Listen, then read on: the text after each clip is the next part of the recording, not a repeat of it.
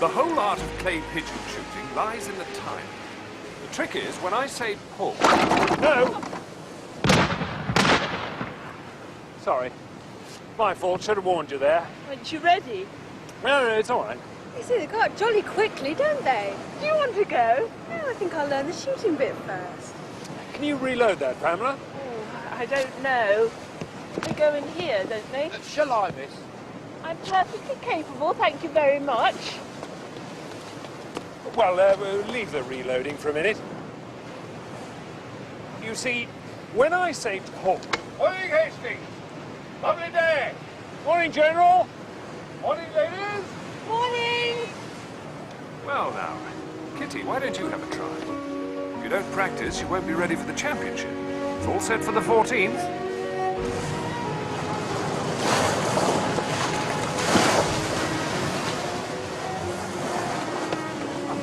Morning, Mr. Russell.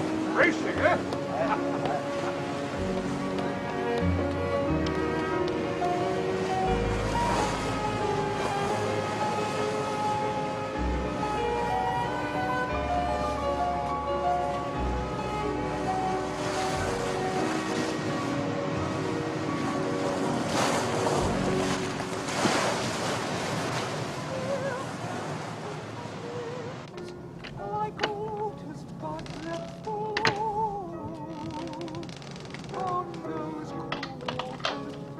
Good morning, Mr. Poirot. Bonjour, Captain Fowler.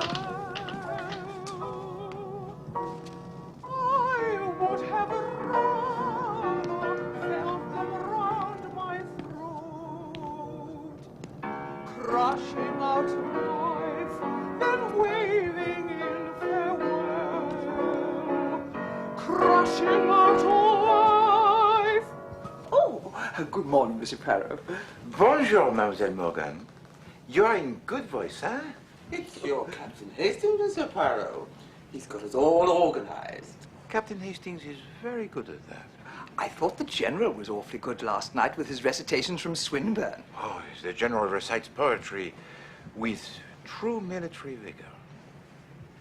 Perhaps your niece can also be persuaded to entertain us one evening. Well, perhaps she will, Mr. Poirot. Perhaps she will.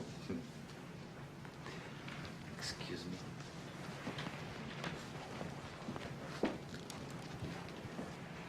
Hands I know beside the Chalemont.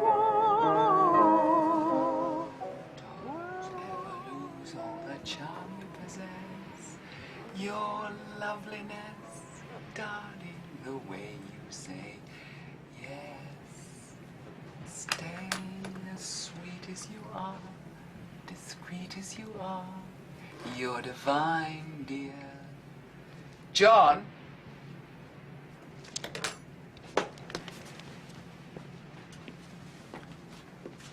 John?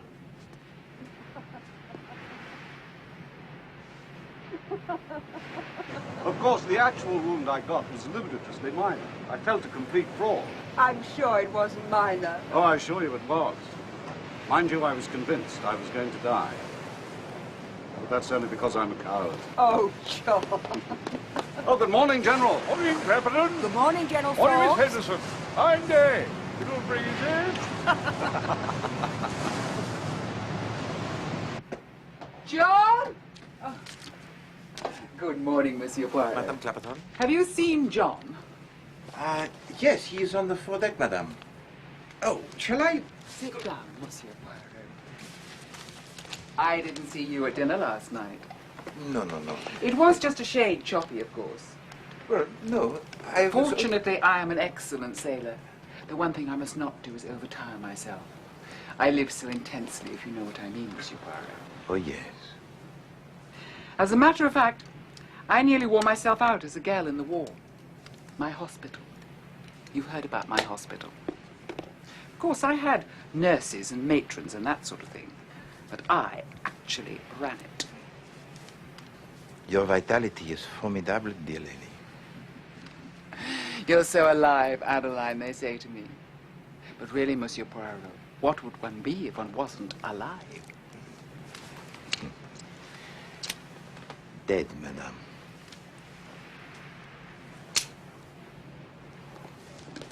I must find my husband.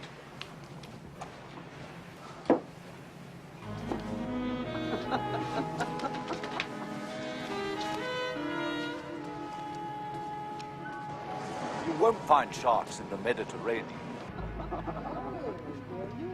Oh, hello, my dear. I did find you a chair. Would you like it in or out? Are you going to be warm? I'd take a hatchet to that woman if I were her husband. Bonjour, monsieur. How's that? I knew a woman like that once in Hyderabad. Absolutely poisonous. In '87, that was. And did anyone take a hatchet to her? No. Last time I saw her, she was on her third husband.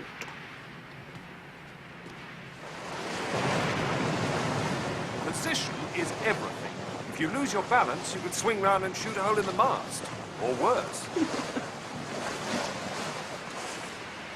Colonel Clapperton? Colonel? Such a soldierly-looking man. Soldierly? He was in the Guards, wasn't he, General Forbes? Guards? Before the war, that fellow was on the music hall stage. No. Fact. Music hall stage. War comes along, they start letting anyone in. Hun drops a stray bomb, pure good luck. He goes home with a flesh wound in the arm. How did he meet Mrs. Clapperton? Mrs. Clapperton? Lady Pardoe, she was then. Really? He got into her hospital somehow. Did it have anything to do with him being wounded, do you think? Oh, yes. He had to be wounded. You should get a bit of exercise, Miss Henderson. Does you no good sitting around thinking, you know? No, I know. Unfortunately, my religion forbids it at this time of year. Oh. Oh.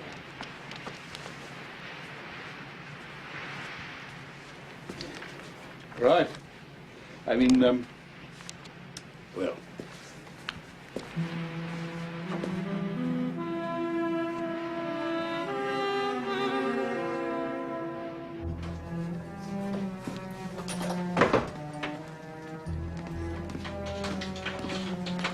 Adelaide. Oh, hello, Dermot. I've been trying to talk to you ever since you both came on board. I don't see that we've a lot to say to each other, have we? Oh, surely, after all,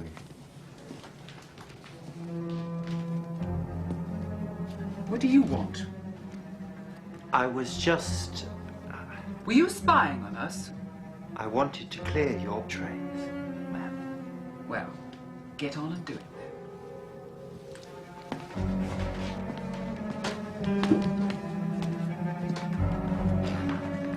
I am a happily married woman, General Forbes.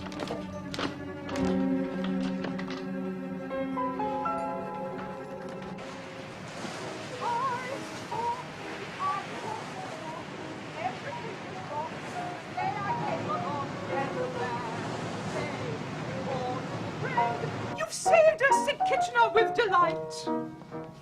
I joined the army yesterday, so the army of today is all right. It's her family I feel sorry for. Boys, take my tip and join the army right away. The money's good. Not much, but good. Who knows, perhaps you'll be a general someday. Remember, chaps? I said perhaps. Though we may have need of you, don't think any old stuff will do in the army. No soldier songs, I said. No Indian love lyrics. What is she saying? The army of today is all right, and the Kashmiri love song. You can't expect no better from civilians, sir. We're all civilians nowadays.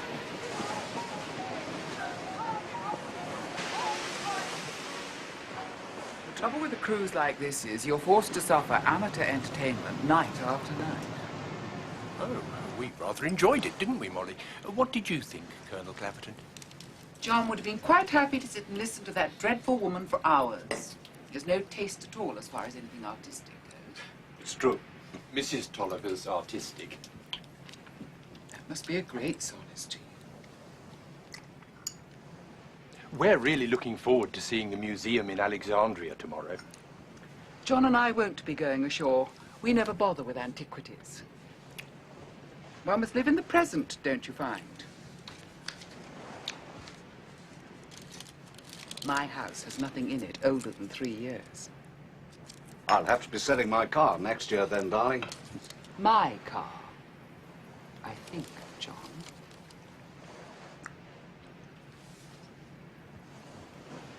Certainly, my dear. Your car.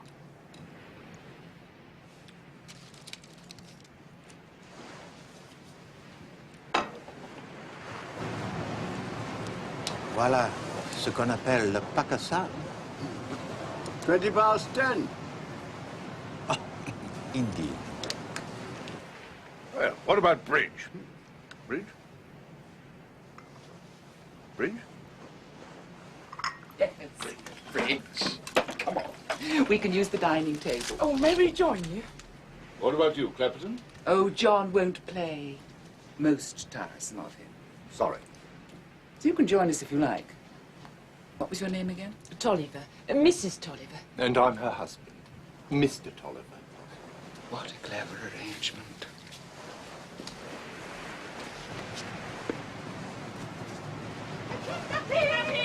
Nothing. You're coming with us. It's a kidnapping. The Clapperton napping. To the boat deck. Don't be foolish, John. You'll catch a chill. Not with us, he won't. We're hot stuff. Anyway, there's a moon.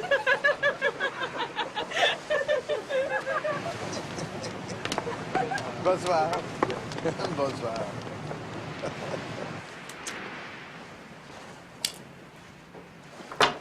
Do you ever go down on your knees and thank God you didn't have any children? Well, as a matter of fact, we did. 2. A little boy and a little girl. Oh, for heaven's sake, get on and deal.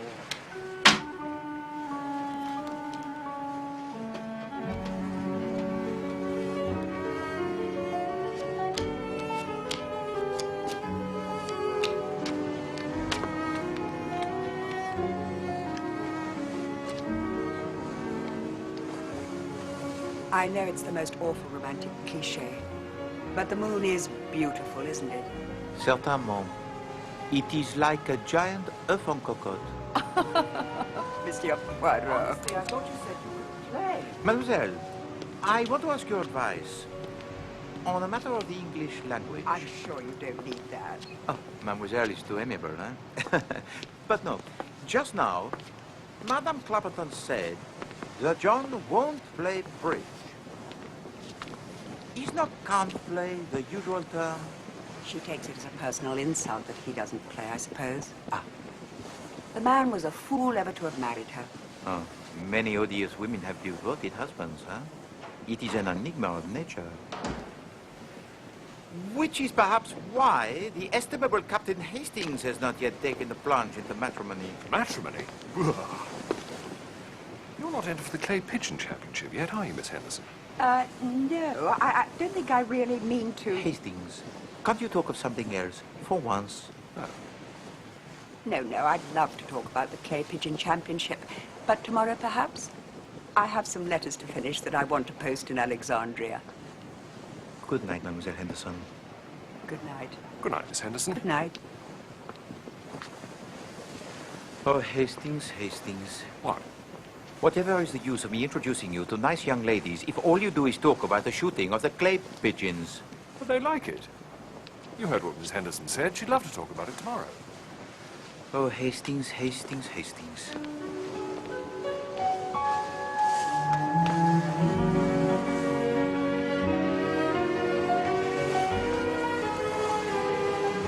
Now, pick a card. No, don't show me. Now, remember what the card is and put it back into the pack. That's good. Now, just a little shuffle.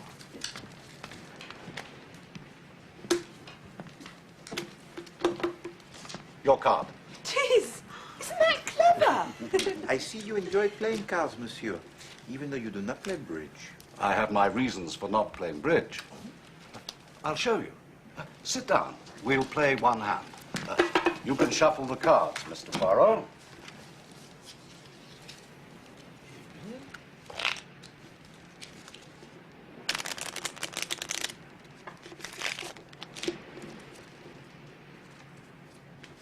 Voilà.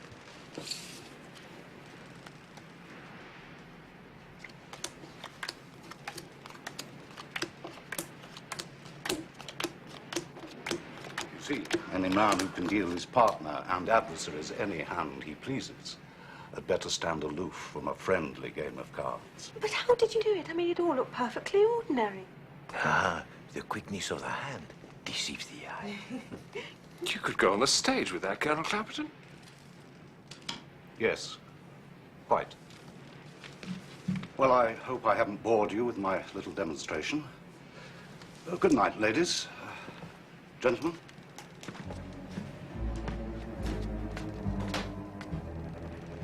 Did I say something wrong? I don't know, Hastings. I really don't know.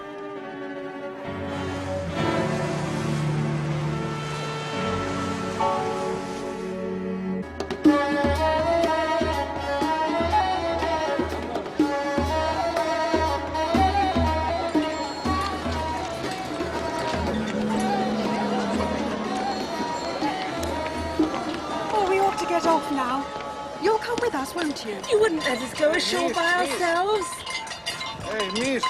Oh, please go away. Genuine bits from the tombs of the pharaohs. I don't want any pharaoh's bits. Empty. You see, awful things might happen to us. Well, I certainly don't think you should go alone. Hooray! But I'm not sure if my wife feels up to it. Hooray! I mean, Boo. She can have a nice long rest. Well, I'll go and have a word with Adeline. Oh, we'll come with you. Yes, perhaps we can persuade her to come.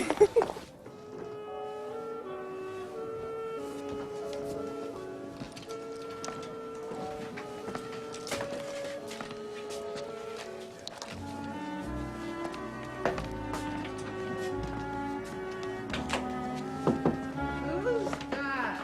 Adeline, my dear, it's Dawn. The door's locked. I don't want to be disturbed by the stewards. Bonjour, ladies. We're trying to get him to ourselves for the day. Lure him into the souk. Cajole him into the Casbah. What about coming ashore? Certainly not. I've had a very bad night. I stay in bed most of the day. Well, I think I might go, Adeline. Oh, do as you like, John, for heaven's sake. Do you mind if I just come in and get my Baedeker? Yes, I do mind. I'm not getting out of bed. Do go away, John, and let me have a little peace. We can go now. What about your passport? In my pocket. Glory be.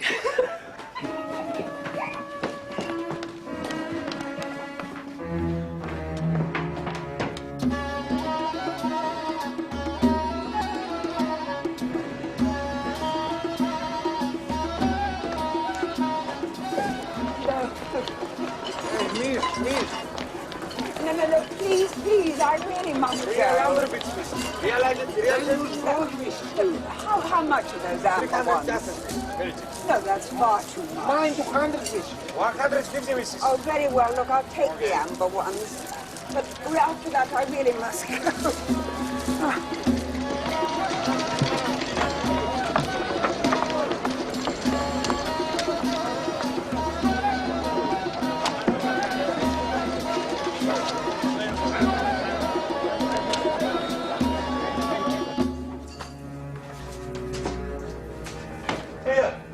Clear off, you.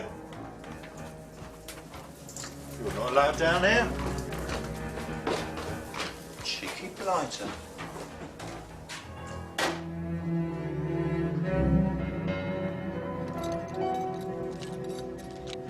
Ah, Hastings, are you ready to go? All set.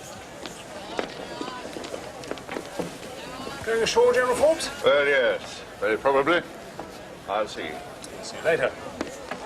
I think we ought to avoid the usual sort of tourist thing as much as we can, Poirot. Good, good. I am absolutely in your hands, Hastings.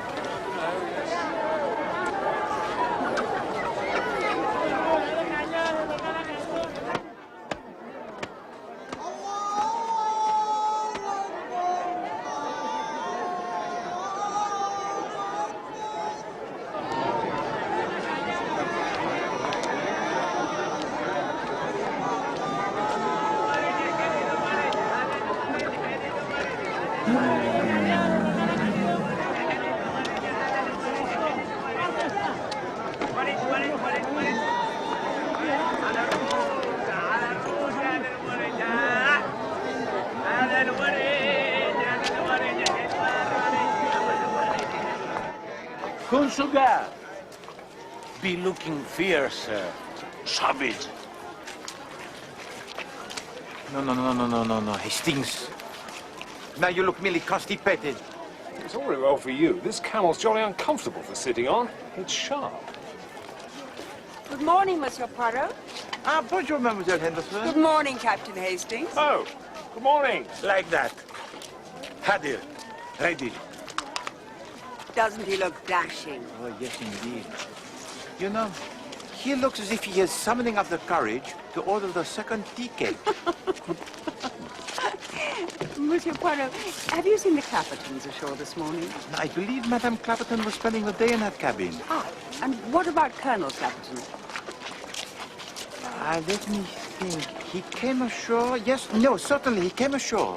It's just that there was some talk last night of us all coming ashore together.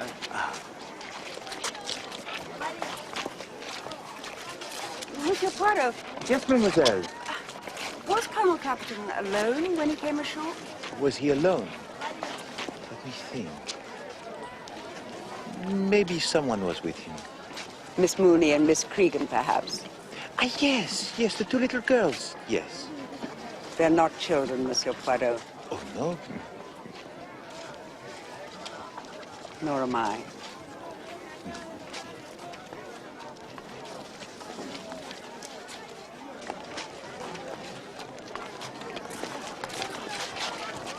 Ah. Very good, Hawaga.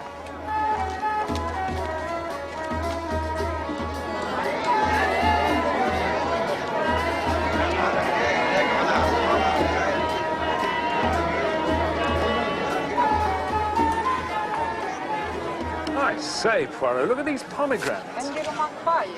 Sorry? The vampires gather. I don't think they like you to touch the fruit, Captain Hastings. Oh, sorry. Monsieur and Madame Tolliver, what a pleasant surprise. Are you alone? Oh, quite alone, yes. Oh, that nice General Forbes joined us for a while, but he had to rush back. He wasn't feeling at all the thing. Jippy tummy, I dare say. Oliver. Now, we were just about to take some lunch. Would you care to join us? Lunch? In a native place, you mean? I say. Why not, Molly? Let's give it a go. Count me out, Poirot. I think I'd better be getting back to the ship. Oh, must you desert us, Hastings? One or two things to catch up on, you know. Very well. Monsieur and Madame Tolliver and I will see you back on board ship late afternoon. Please.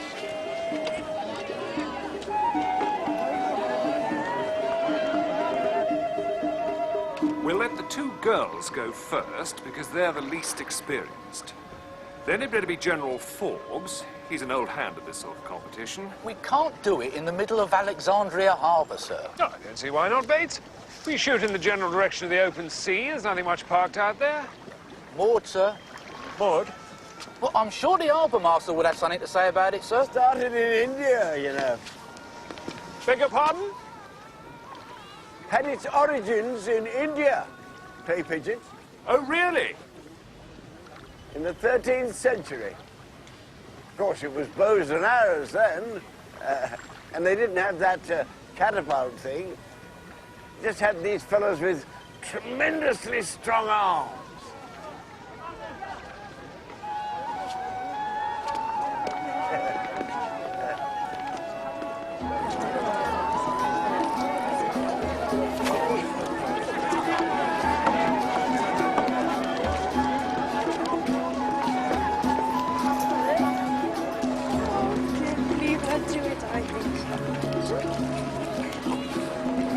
Yes, you probably will. Come along, Pamela! Ah, Mademoiselle Rooney and the Colonel Clapperton. You had an enjoyable day ashore, I trust. Absolutely. Good. Come on, Penny!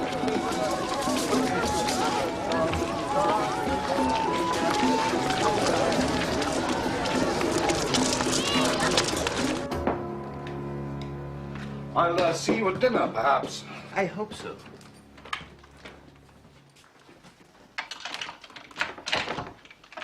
Adeline! Adeline!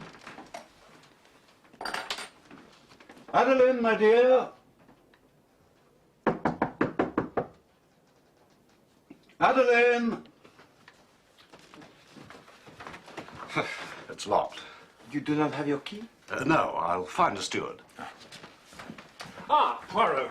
The steward? We seem to be having some trouble with the clay pigeon championship. Really? It was originally planned, you see, to take place on the 14th. But it seems that we dock at Haifa on the 13th. And that's one of those places where we more or less have to go ashore and look at the ruins while they revictual the ship. Now, that leaves the 15th, the 16th, and the 18th. The 17th's no good, because that's the night of the captain's party. Oh, my God! My God! She's dead.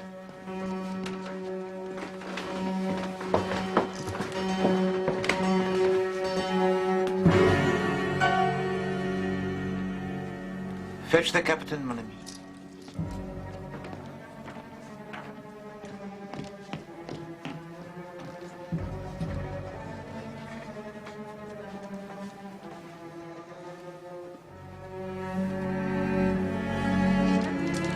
Look at this, Poirot.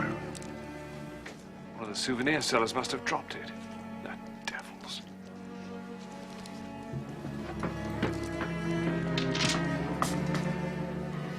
Colonel Clapperton, what a tragedy.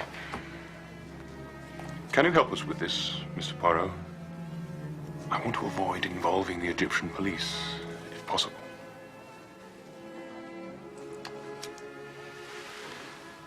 Yes, Captain. Perhaps I can.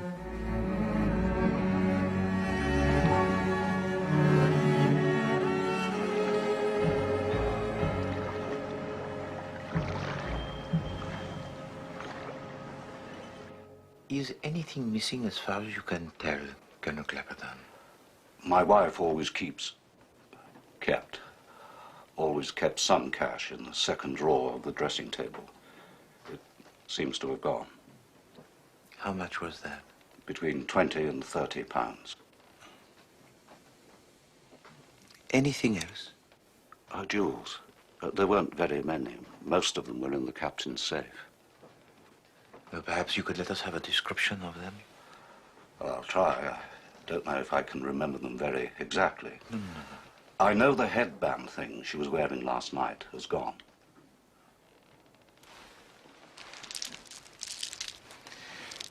What can you tell me about this? That's not my wife's. You're quite sure? Quite. She'd never wear a thing like that. It was found on the floor between the two beds. Then someone must have dropped it there. Would you say that your wife had any enemies? Certainly not. Colonel Clapperton, you have been most helpful. Thank you very much.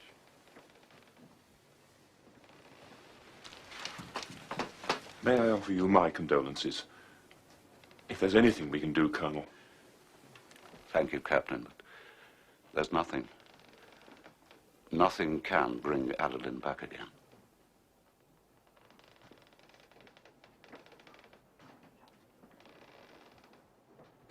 Good God. Murdered, General Forbes. Good God above.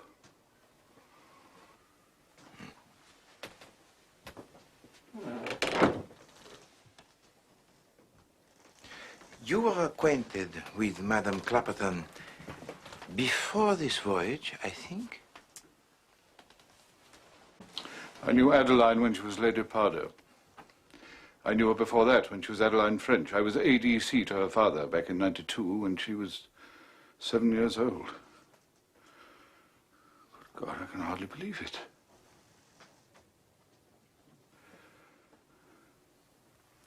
I was in love with her for years. She was not always the silly woman she became. You must not incriminate yourself, monsieur. Incriminate myself? How could I? Monsieur and Madame Tolliver tell me that you came back to the ship before lunch. What of it? Saying that you were ill?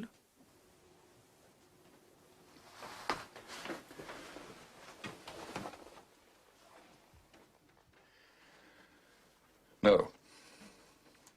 All right, no. I came back to talk to Adeline. I hadn't seen her for 17 years. Not since the war, just after Poirot died. I thought there might be a chance for me then. But I didn't. I mean, she was in mourning. Of course, that didn't deter a man like Clapperton. You came back to the ship to talk to Madame Clapperton. Yes? Tell me what happened when you got back to the ship. Well, nothing happened. I went to her cabin and knocked, but she didn't reply. So I went back to mine and had a nap.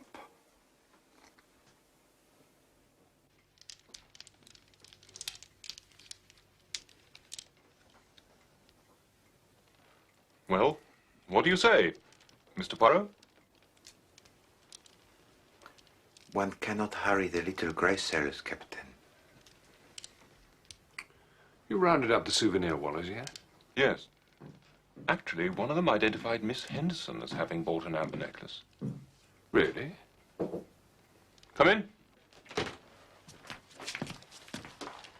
Yes, Bates. I've carried out my examination of the body, sir. And? The deceased died from a knife wound to the upper thorax, sir. Good God, Bates, we can all see that for ourselves. I'm sorry, sir, but I've only got my first aid book, haven't I? At what time did she die, Monsieur Bates? Oh, it's difficult to say, sir. What with the weather being so warm and... Never mind about that, Bates. What we want to know is, what time was Mrs. Clapperton killed? About 10 o'clock this morning, sir. 10, eh? Give or take an hour or two, sir. Oh, dear God.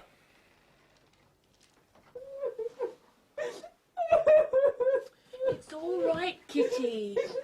You want to know old thing. Who is it? It is I, Hercule Poirot. All right, Kitty.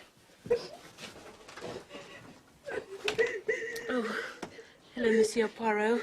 Bonsoir, Mademoiselle Craven. May I come in for a minute, please? Well...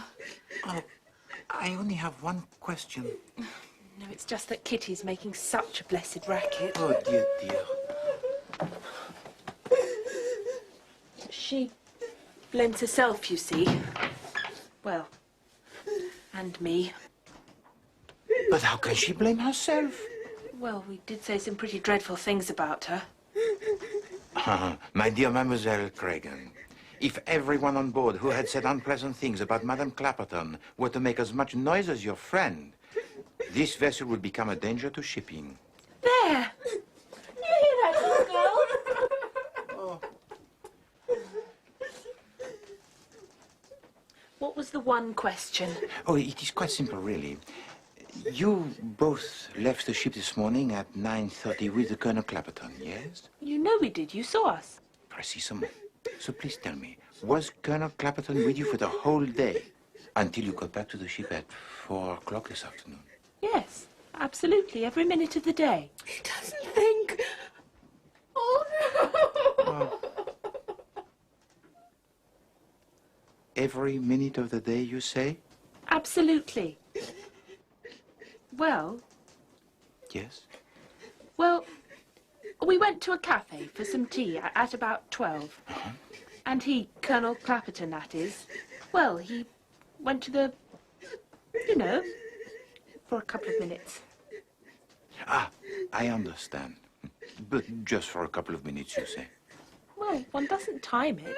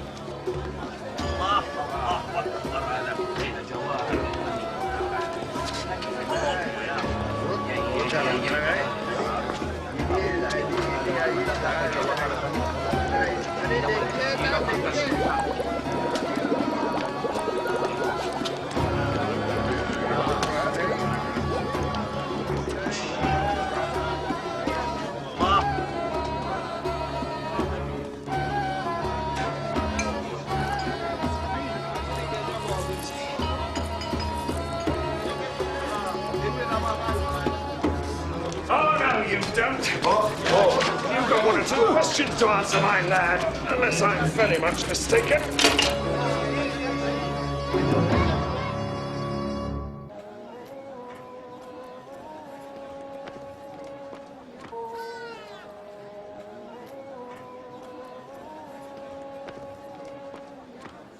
Gel, çabuk, çabuk. Gel. I didn't kill her. You had her jewellery. Jewellery? She was rich. What did it matter to her? Come, Monsieur Skinner. Madame Clapperton is dead. You are caught red-handed by my colleague, Captain Hastings, trying to sell the jewelry of Madame Clapperton. You admit that you let yourself into her cabinet. She was dead already. I shouldn't have took it. Not when I saw she was dead. I'd known it'd be trouble.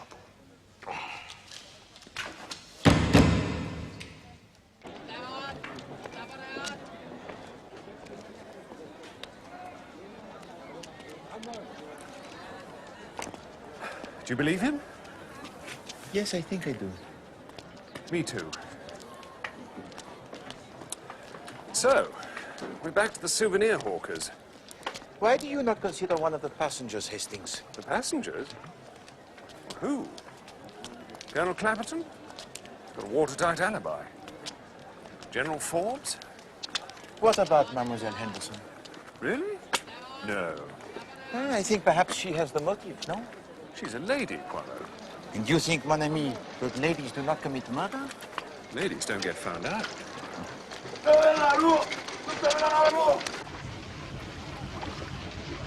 Madame Clapperton had been dead for at least 5 hours when she was found. A small amount of money and some jewelry had been taken. A string of beads was on the floor near to her bed. The door was locked and the key missing. And the hatch which gives onto the deck was open. What are you driving at, Poirot? Madame Clapperton had locked the door from the inside. We actually heard her say so herself. If Mrs. Clapperton could lock the door, she could unlock it too, I suppose. Precisely. Which leads us to the inescapable conclusion that Madame Clapperton unlocked the door and let in the murderer.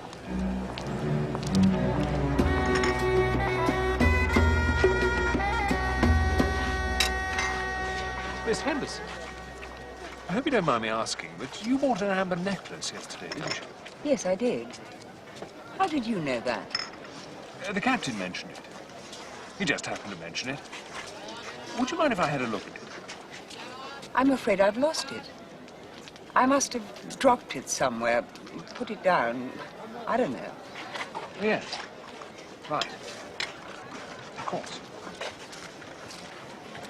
I thought Mrs. Clapperton a very unpleasant woman. In fact, I don't think anyone on board ship really liked her, but surely, who would have reason to kill her? Mademoiselle, it is the opinion of every person on board the ship that the Colonel Clapperton would have been quite justified in taking a hatchet to her. Now, that was an expression I actually heard used. But he had an alibi. He was on shore all day with the 2 girls, and he did not return to the ship until 4 o'clock that afternoon. By which time, Madame Clapperton had been dead for many hours. Seems to me we're back to General Forbes as our only suspect.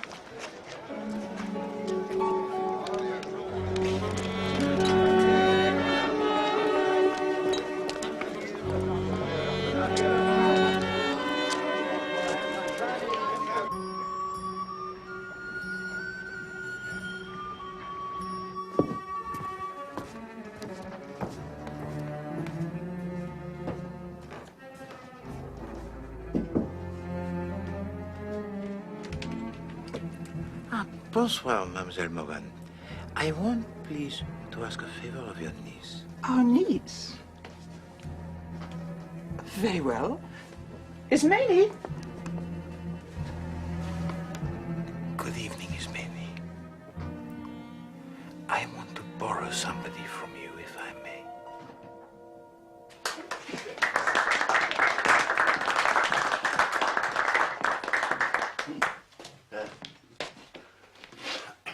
Ladies and gentlemen, tonight I shall offer you a garland from our national poet, Mr. Rudyard Kipling. Starting with the ladies. I've taken me fun where I've found it. I've roved and I've ranged in me time. I've had me picking of sweethearts, and 4 of the lot was prime. One was a half-caste widow. One was a woman from Prome. One was the wife of a Jebediah Sice. And one is a girl at home. Now, pardon me, Mr. Russell. Oh, that's all right. Now, I am no hand with the ladies. I'm sorry. I have to make an announcement. If you'll be good enough to sit down, sir. You come and join us, Mr. Russell. Ladies and gentlemen, you all know what a tragedy occurred yesterday.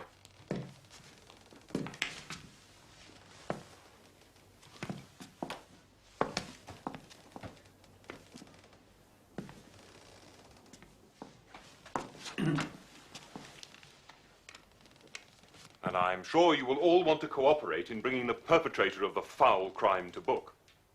As you know, we are fortunate enough to have on board with us Mr. Hercule Poirot, who is probably known to you all as a man who has wide experience in such matters. I hope you'll listen carefully to what he has to say. Mr. Poirot. Thank you, Captain Fowler.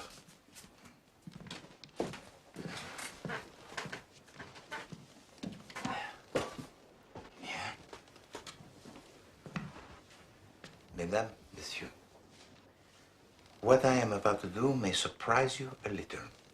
It may occur to you that I am eccentric, perhaps mad. Ah, you may say, the little Belgian detective is taking leave of his rocker, huh? But I can assure you, behind my madness is, as you English say, method.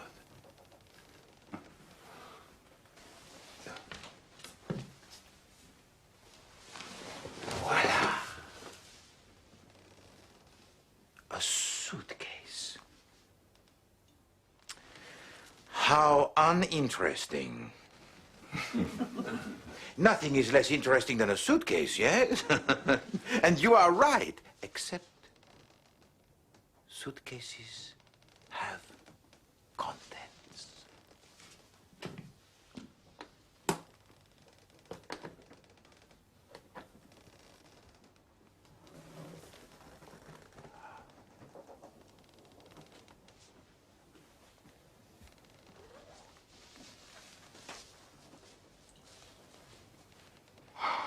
It's a doll. Yes, a doll. Except this doll is an important witness to the truth of who killed Madame Clapperton.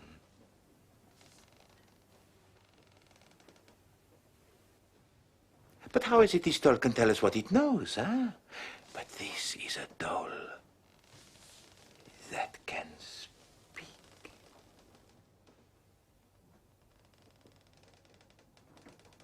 You have not heard of dolls that can speak?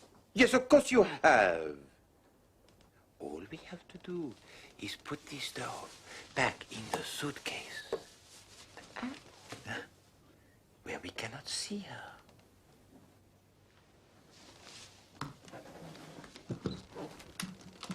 She does not like to be seen, this little lady.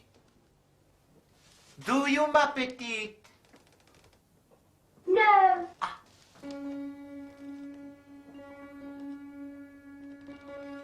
Now, can you tell us anything about the death of Madame Clapperton? What is it, John? Door's locked. The door's locked. Don't want to be disturbed by the stewards. I don't want to be disturbed by the stewards.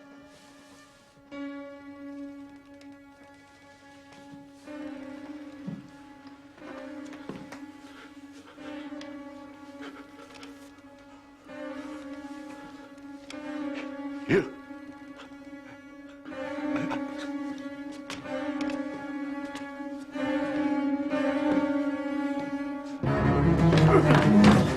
Stop it! Stop it!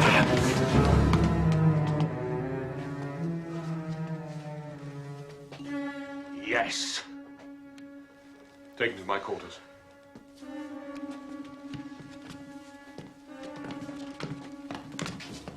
Ladies and gentlemen, if you would clear the room. Thank you, ladies and gentlemen.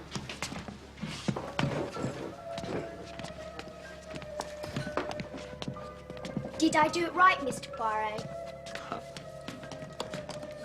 Oh, yes. Ma petite.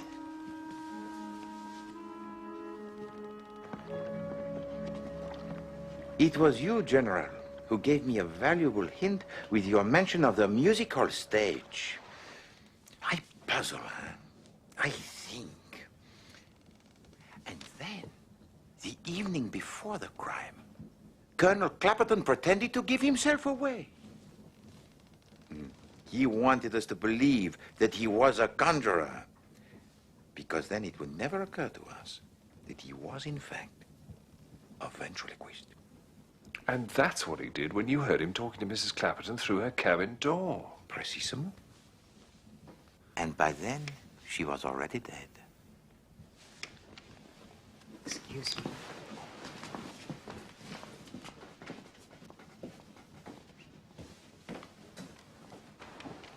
What about the necklace on the floor? Was it Miss Henderson's? No. It was put there to make us think that some native thief was the killer. But that it cast suspicion on someone who really cared for him was the cruel irony. Pardon.